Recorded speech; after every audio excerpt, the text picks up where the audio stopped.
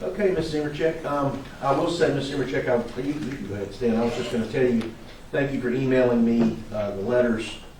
I was able to take a look at each one of them in chambers and read through them, and I certainly appreciate that, being able to have the time to do that. But I'll go ahead and let you begin your presentation.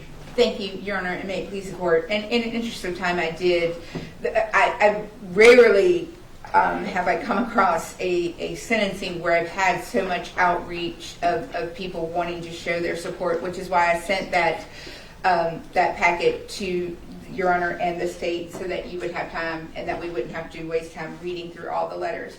What I think, Your Honor, was interesting about those letters, not just the sheer volume, but just the diversity from which they came.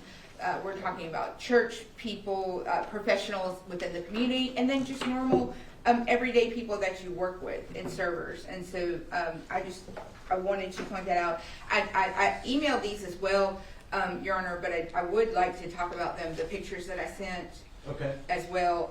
And Your Honor, the first picture was a picture of Chris and Megan right as she was, I'm sorry, I've got Megan on the brain, of Chris and Erica right while she was pregnant with their son. And Your Honor, what was telling about this picture and all of the time that I've spent with the Dontells and getting to know them and getting to know their family is that, Your Honor, you can see in his eyes in that first picture, it's very, his eyes are a little bit clear, a lot different. That was right before this involvement with Miss Jackson occurred. Your Honor, all of the pictures that I have sent to you included what is really the essence of Chris, and that is being a father to his children. And the picture that after the birth of their children was another picture of Erica and Chris. And Your Honor, the difference between what you can see in Chris's eyes before he got involved with Megan Jackson and after, I think is telling. Your Honor, clearly he has made some mistakes, and in the 42 years that he has been on this earth, I can assure you he has, this is the biggest of the mistakes. And Your Honor, he, just so I don't forget, 1,588 days are the total amount that he has been incarcerated. 1 second on that. Does the state have any objection to that number? Is that what y'all believe is the number? Your Honor, I have not had a chance to calculate it. I typically believe that the Department of Corrections will verify anything. Okay. Thank you. I'm sorry, Ms. No, you're fine. And I told them ahead of time because there was a period that he was out, and so we had to go back and calculate those days. Your Honor, he, as you obviously am aware, he was arrested in November 19th of 2020, and that's how long this case has been going on. When I read those letters and listening to Ms. Savannah Rice, the underlying theme, of course, besides the tragic loss of Mr. Greg Rice, was the frustration of not knowing. And in fact, when Mr. Dontell did accept his responsibility for his part in this, we received a separate email from the family just thanking us for being able to close that door and move forward. And the frustration that I get from the family, and I completely understand in that length of time, goes back to Mr. Dontell being afraid, and rightfully so, of Megan Jackson, but not only for himself, for his family as well. Your Honor, I think it goes without saying, obviously, he had no criminal record prior to this, had never been involved in any problems before. And as you, I know that your law clerk was thorough and did sit through his testimony to hear what exactly he did. And even when they tried to impeach him with a little bit of the change from the plea transcript, it was because, Your Honor, after the plea, he was able to sit down and finally, after being told his family would be given protection, he was finally be able to fill in those extra things that he needed to fill in to really bring this together. And Your Honor, obviously being familiar with the case and the trial, I won't belabor the point, and you certainly read it in the letters, but the impact that Megan had on their lives, as in coming in, really connecting herself to the family and and making it so intertwined with her life, Your Honor, is a reason that that fear was legitimate. I can tell you that I am asking for probation, and I'll tell you why. One of the things that I do when I come to a sentencing is, especially in the different counties, I try to look at other sentences that have been laid down in situations such as this. Your Honor, most recently I came across the case of Steve Morgan, who had just done 33 months of pretrial as opposed to the 4 years, 4 months and 1 week that Mr. Dontell has been doing. But he was sentenced to a time served with no probation in a case that was a murder case. He was the co-defendant. The body was dumped in the field. Testified against the co-defendant. It was State v. Land in August of 22. That person received a time served with no probation. Your Honor, we're asking that the court consider a probationary sentence based on a lot of the arguments that we have been making this whole time, but also when you go back and you look at the trial, the substance of getting the conviction of the person that took the gun, took that .22 and shot it in the locations of Mr. Rice's body that she shot them, it was clear that Megan Jackson had done this, Your Honor, and Mr. Dontell has been in so deep. Your Honor, he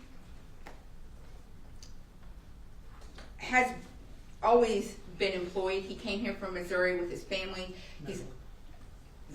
He's always, Maryland, and he's always had a job. He's always tried to make the right decisions. Like I said, coming into a situation like this, Your Honor, has really changed not only his perspective, but the choices that he was making. While in prison, or while in jail, he was diagnosed with being with having a depressive disorder, Your Honor. But one of the things that was very frustrating in the multiple pretrial bond hearings and things that we had is that people kept saying that the state kept insinuating that he was suicidal. I've gone through all of Mr. Dontell's records. He has been diagnosed with a major depressive disorder, which I think is how we another reason we ended up making he made these terrible decisions. But, Your Honor, there was never a history of any suicidal ideations. Another frustrating fact that Mr. Dontell kept encountering when he was attempting to get out on bond, like his co-defendant was, even though he violated that when they were first out together, the fact that she continued to remain out was incredibly frustrating to him. And every time we would come to a bond hearing, Your Honor, there would be issues such as the state received notice that he was trying to put a hit out on somebody. Your Honor, the state thoroughly investigated all of that. None of that came to fruition. I firmly believe, Your Honor, that the state was being provided information by his co-defendant to specifically keep him in there. She took that opportunity to drive by Mr. Dontell's house with his wife and kids to continue that fear and those threats to him, and that's exactly how he took them. But, Your Honor, he has spent all of that time trying to work on himself. He has thank you, Your Honor, and I believe the defendant would like to address the law personally.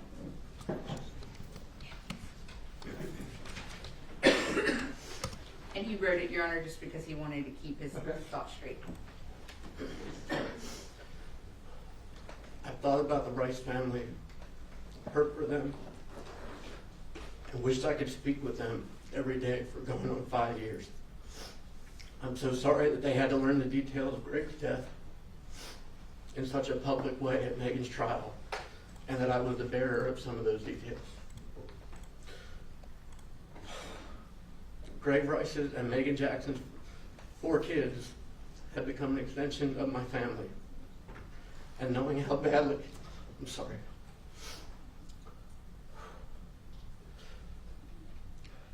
knowing how badly they were hurt and that I played a role in causing any pain at all to them is something I'm going to struggle with for the rest of my life. To simply keep saying I'm sorry just doesn't feel right.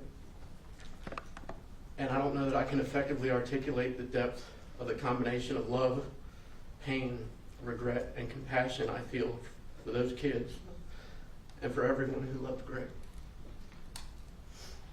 I'm sorry for having any involvement with Megan. Virtually everything about her is the exact opposite of everything I've ever been and stood for.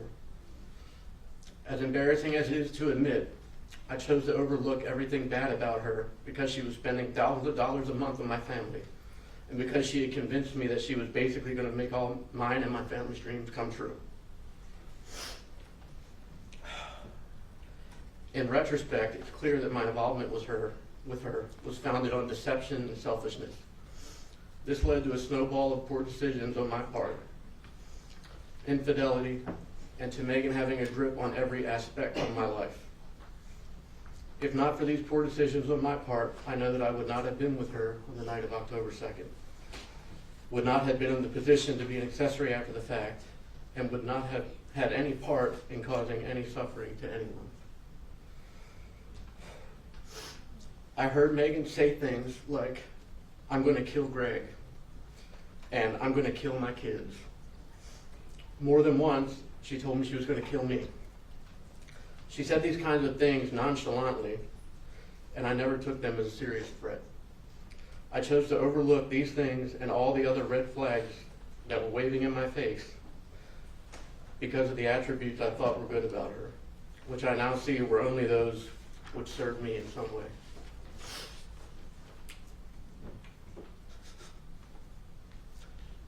I realized that my involvement with Megan, and thereby this case, has caused some variation of hardship to many, including my business partners, employees, colleagues, neighbors, my friends, my family, and especially the loved ones of Gregory Rice. During the years I spent in jail, I have, with the help of counselors, taken accountability and begun the process of repairing the damage. As for the Rice family, I just want them to know that if there's anything I can do to help them gain closure, I'll do whatever I can do for them, whether that's now or years from now. My heart will always be with them.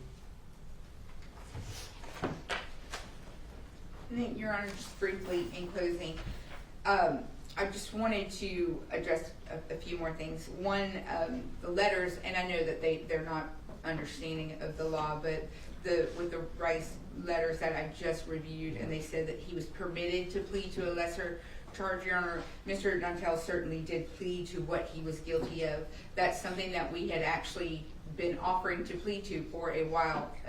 The negotiations, we couldn't come to an agreement on the negotiations at the time, Your Honor, but we were negotiating with them prior to anybody going to trial. Your Honor, as we presented this case this morning for Mr. Dontell, who accepted the responsibility and the accountability of accessory after the fact, which he was clearly guilty of, and making poor choices, it's important to present those circumstances that led to his involvement and the meaningful steps that he's taken since then to right his wrongs. And that's what I think that we've been trying to do today, is to give you a snapshot of who Chris was, what he was, when he was finally able to get that sense of protection for his family and come clean. At the time of the offense, he was clearly deeply influenced and manipulated by Megan Jackson, who he trusted, and she took advantage of his loyalty, his immaturity, his use of alcohol to make poor choices. Your Honor, he did not stand up when he should have for all of the children involved, and he knows that. And this weakness has made him live with this regrettable decision. Your Honor, every time I look at this case, I think of all of the things that could have been done if he were a criminal mastermind, even if he wasn't a criminal mastermind, Your Honor, the things that could have been done that would have made this case, for example, using the crematorium, that would have made this case almost impossible to solve. But he was finally able, with risk to his family's safety, his continued reputation, and he finally, in December of this past year, cooperated fully with law enforcement and the prosecution. His testimony was crucial in ensuring that justice was served, especially against Megan, who was primarily responsible. And the cooperation came at a personal cost. He is continuing to accept the accountability and help correct the wrongs he once enabled. He has shown sincere remorse, in turning his life around. He's engaged in counseling, as you've heard. One of the things that, if you recall, a group of pretrial motions about a year and a half ago, I was demanding to have all of his jail costs, because oftentimes people say things when they don't think the jails are listening. Your Honor, myself and my entire staff spent, I think, 2 weeks listening to almost 4 years worth of jail phone calls. And I can tell you that 80% of those were him talking with his children and still being a father. And I know that is a luxury that he has that the Rices don't have. And he knows that too.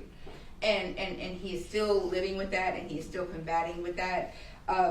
And he knows that he can't make that right, can't change it, but he can try to make it right from here on out, in his desire to accept that accountability.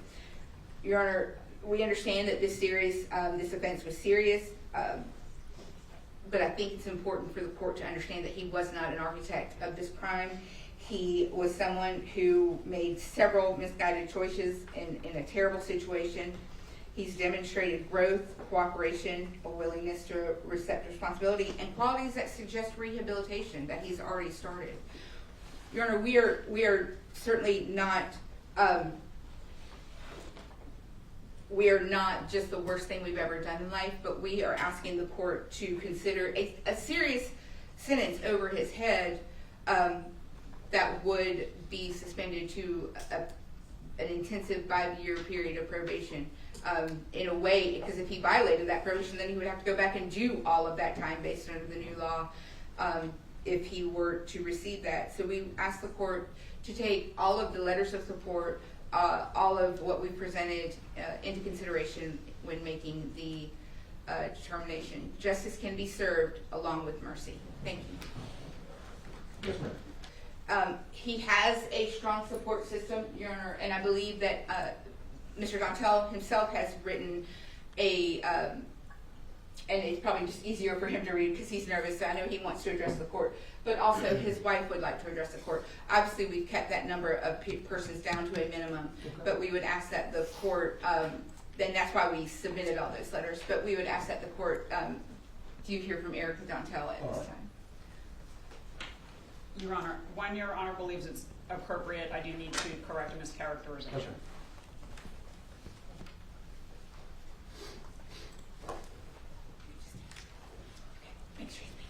Good morning, Ms. Dontell. Good morning. If you'll just state your name just for the record. Erica Dontell. All right, thank you. Mhm. Happy to hear from you. Thank you. My name is Erica Dontell. I'm Christopher Dontell's wife. On June 12, 2025, Chris and I spent our 10th wedding anniversary testifying against his co-defendant, Megan Jackson. For nearly 5 years, I've made the choice each and every day to stay married to Chris. Despite the murder charge, affair, selling, though it felt more like losing my dream home, severe depression and anxiety, financial hardship, and all while solo parenting and homeschooling our 2 kids in hopes of getting them the most normal life possible, I've stayed, and I would like you to understand why. The Chris that has been presented to you in this courtroom over the last few years is not the man I chose to marry and build a life with. While Chris and I have been married for 10 years, we've been together for nearly 15, just about half of my life. While Chris and I, the totality of the horrible and unimaginable events that have gotten us here today only took a matter of months. Chris was not simply caught up in a workplace affair, but instead Megan Jackson infiltrated all areas of our lives and became the literal antichrist to our family. Within 8 short months, Megan Jackson moved into our neighborhood and set her plan in motion with 2 goals in mind: end Chris and mine's marriage and rid herself of Greg Rice, only one of which she succeeded at. From day one of knowing Megan, she had perfectly curated a narrative to gain compassion from both Chris and myself. At the time, it was our understanding that Greg Rice was an abusive, drug-addicted pervert, and Megan sold that story to us every chance she got. Chris nor I had never met Greg, and from her stories we felt we never wanted to. I believe everything she told us was a tactical move to allow her plan to move forward without a hitch. Megan sold both Chris and I on the idea that we were all friends, and she was willing to and ready to solve all of our problems. She used the economic crash caused by COVID to shower us with expensive gifts, food, and promises of my dream come true, a summer camp for kids here in the county. Life was going to be perfect, and she was going to be to thank for it, until it wasn't. Through her manipulation and a full stock of pricey alcohol, Megan used some challenges in our marriage that I had confided in her to present Chris with an escape from reality of the stresses of home and work. I'm not making excuses for Chris's behavior, but I feel the backstory is important to understand how we got here. Chris made choices that he's expressed to me that he deeply regrets and has been paying for ever since. I will not overlook his role and the damage his decisions have caused. But it's with every fiber of my being that I say, if COVID shutdowns had never happened, Chris would not be involved in this case at all. I do, however, believe Megan still would have found a way to do what she did to Greg. In January 2011, Chris and I had reconnected when we lived in Maryland, and we clicked instantly. He was hardworking, shared my love of baseball, and had the same overall goals and aspirations for life as I did, including our future plans of moving to Myrtle Beach. We often spent our time on the ball field playing trivia or sitting at the swing at the North Myrtle Beach Airport watching banner planes take off and land. Until November 2021, Chris and I had never been apart for more than a week and a half when he had to go away for training in 2015. We spent just about every single day for 10 years together. I know who Chris is. Chris is kind, helpful, caring, passionate, and enjoys pizza and karaoke, and though his songs may be questionable, not always family friendly, but above all, Chris loves our kids more than life itself and would give anything to be reunited with them. Over the years, I've been on many death calls with Chris, one of which was one of our first dates. Chris has always had such a gift for making people's worst moments a little easier. We often got letters or ran into family members from death calls that he worked, and every single one would go on about how compassionate and caring he was and about the difference he made in their lives at that time. Based on what I witnessed firsthand for 10 years, it's my belief that Chris felt he had no choice but to be involved how he was in this case. Megan threatened him, and she was dangerous enough that Chris's previous attorney advised him to continue communication with Megan out of fear of what she might do if she found out he was turning on her. This was confirmed by the said attorney over dinner with me, and we later sought new counsel. I find myself wishing every day that this was one big nightmare, but unfortunately it's reality. Chris is not the only one that has been punished for over the last 4 years. We've lost family members that never got a last hug or a goodbye from Chris. We've welcomed new family members by marriage and birth into the family that have never met him, and I underwent the entire process of selling our old home and buying a new one because I no longer felt safe with the co-defendant living street away. But most importantly, our kids have suffered. Very quickly, they lost close friends they had to Megan's kids, their dad, their home, their neighborhood friends, and the normalcy we had prior to October of 2020. Chris is an amazing father despite the poor choices he made over the few months when he was under the control of Megan. Our children were 5 and 2 when Chris's bond was revoked. Chris missed potty training our son, the loss of first teeth for both of our kids, daddy and daughter dances, and simply just everyday moments that others take for granted. My heart breaks for the Rice kids who have missed out and will continue to miss those things with their own dad. I would give anything to go back in time knowing what I know now, but unfortunately that can't happen. We were all under Megan's spell of her false narrative and promises. I will continue to pray for the Rice kids every day and love them and hope they are forever surrounded by the love that they always deserved but did not receive from their own mom. During his incarceration, Chris has attended church services, Christian counseling sessions, which we will continue together when we are able to. And he's helped to keep things as normal as possible for our kids by playing games like rock, paper, scissors and practicing their math facts and spelling words and even attending sporting events through the video visits. I respectfully ask you to please consider Chris as the man he is as a whole and not just the actions within such a small period of time when he felt there was no way out. We have lost so much already, and it is my hope that you would consider the time Chris and our entire family have already served and allow him to come home to our family. Thank you, Ms. Dontell. Thank you.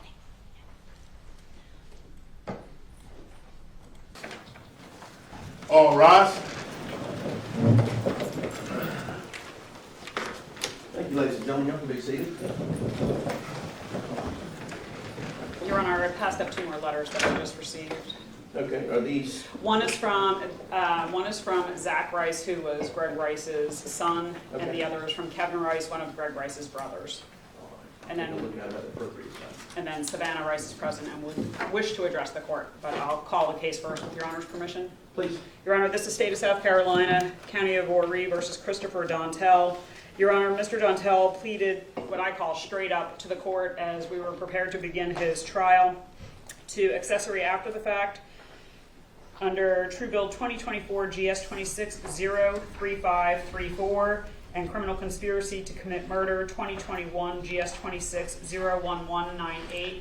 My use of the term straight up means that he did so with absolutely no discussions and no agreements with the state. As I said, the state was poised to proceed with trial when the defendant stood up and expressed his desire to plead guilty.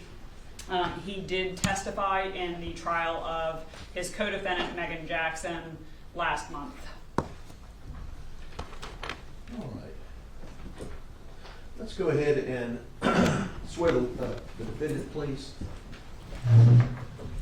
Please raise your right hand. Do you solemnly swear or affirm to tell the truth, the whole truth, and nothing but the truth, so help you God? Yes. All right, good morning, Ms. Zimmercheck. How are you? Good morning, Your Honor. Doing well, thank you. I'm doing well. Does the state wish to go first, or would the defense like to be heard first? Your Honor, I think that obviously we would prefer to hear. Okay. We were just handed a copy of the 2 letters that you received as well, and I think they said Miss Savannah Rice would like to. Yes. And we're fine with that. Let's go ahead and hear from the state and the victim's family. Okay.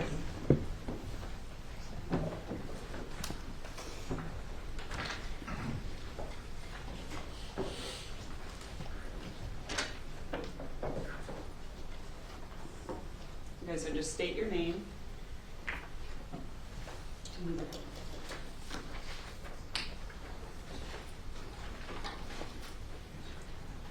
Say your name so the court reporter has it. Savannah Rice. Good morning, Ms. Rice. Good morning. How are you? I'm doing all right. How are you? I'm good. I'm good. I know you're nervous. I just want you to act like you're just talking to me, okay? Thank you, Your Honor, for hearing my statement. I've had a lot of time to think about what happened, and that doesn't change any way that I feel about the sentencing of Chris Dontell. Chris may have had his family to worry about, but he also had my family to worry about the day he chose to continue being an accomplice. He held me as I cried and begged for my dad to come back. He told me it would be okay and that we would find my dad. He didn't tell me that we would find him dead. He could have told the cops what happened. He could have made the choice to do the right thing. I've ran dozens of scenarios through my mind. He could have went to the cops and ended this years ago, but he didn't. I will never forgive him for that, because my siblings and I have lost our parents and our wives. We will never be able to live a normal life, and even more so, this has made it worse. Chris deserves maximum sentence possible. Thank you. Thank you, Ms. Rice. Ms. Rice, I do want to tell you, I understand how hard this has been on you and your family. While I can't fathom the pain that you've suffered as a result of this, I just want to commend you for your strength, for being here, for being there for Ms. Jackson's trial. I know that takes a lot of strength, and I just want to thank you. Thank you, sir.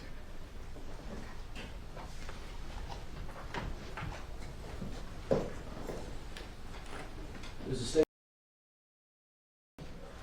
Yes, ma'am. Your Honor, Ms. Zimmercheck mentioned a case in her argument, Stephen Morgan, where the defendant was given time served. That actually happens to have been my case, and the 2 cases are diametrically opposed to each other.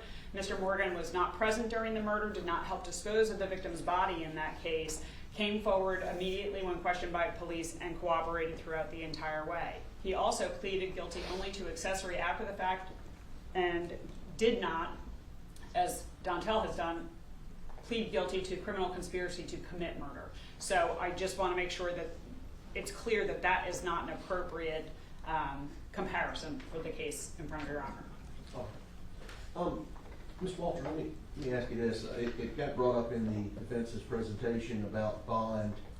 Am I correct that he was given a bond at one point but violated it? Yes, Your Honor. Both defendants were given bonds. They both violated it by having continued contact with each other. They were both violated, and then Ms. Jackson was released, violated again. It was sort of a revolving door. She was given an opportunity for home detention again, but continued to violate it. I believe there was one other bond hearing for Mr. Dontell, and that was denied. But he has been in since that first violation. And I'm also correct that there were initially talked to law enforcement, and then there was a proffer? Yes, Your Honor, there was a proffer, and Mr. Dontell violated the terms of that proffer, so that proffer never went forward. Okay. Mrs. Zimmercheck, anything else from the defense? Nothing further. Well, just a very brief follow-up, Your Honor. Yes, he had 3 detention hearings after that. They were all denied. Just the end result was the same. And Your Honor, he did the proper and the testimony was all done prior to my involvement in the case, Your Honor. Obviously, when we were able to secure that protection for his family with the bond conditions and zones against his family and her and the children, Your Honor, he did sit down and I think fully cooperate with them and testified to those exact same details at the trial. All right. Thank you.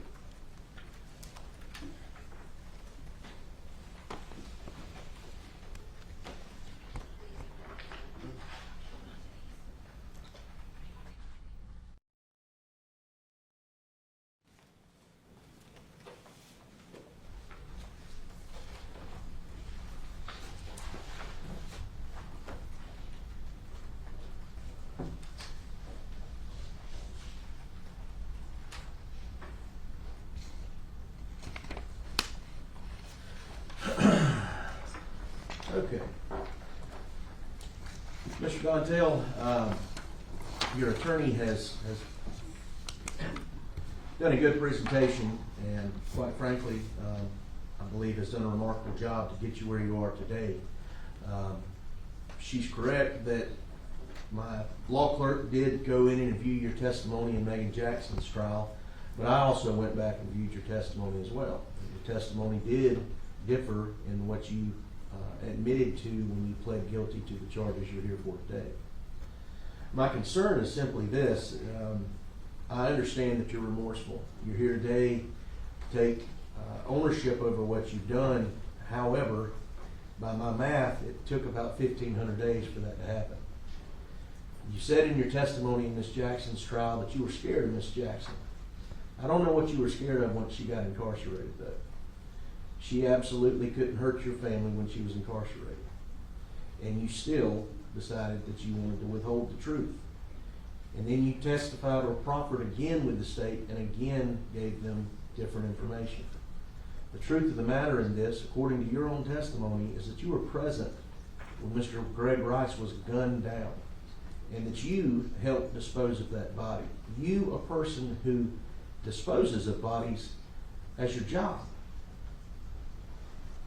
And yet it took you 1,500 days before you gave this family some solace in knowing what happened to their dad. I saw in your testimony where you hoped that your testimony would give you a lesser sentence. And I'll tell you that based on your testimony, the fact that you pled to an accessory and a co-conspirator is your lesser sentence. You very easily could be right where Ms. Jackson is doing life in prison.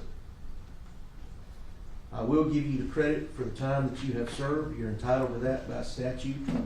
But as to the accessory after the fact, it's a sentence of this court that you be committed to the State Department of Corrections for a period of 15 years.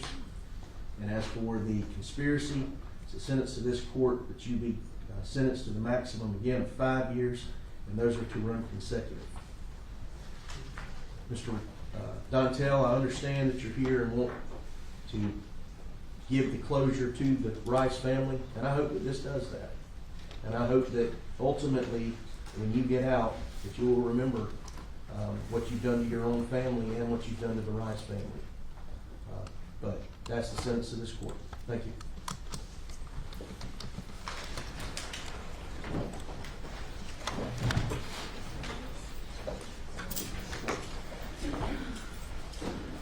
Ms. Walker, do we have anything else? No, just your regular trial roster. All right, thank you. We'll be at ease. And if that trial resolves or ends and you or Judge Nettles